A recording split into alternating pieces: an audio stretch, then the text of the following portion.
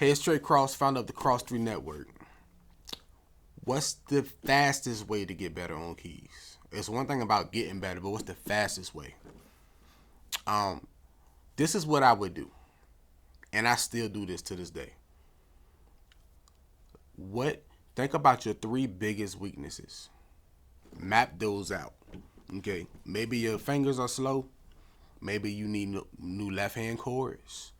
Maybe you want to work more on passing chords. So you take time, say, hey, all right, for the next 3 months, for the next 6 months, I'm gonna do nothing but increase my finger speed. Okay. And then the next 3 to 6 months after that, do nothing but work on left hand chords. The next 3 to 6 months after that, do nothing but work on passing chords or work on playing at every key.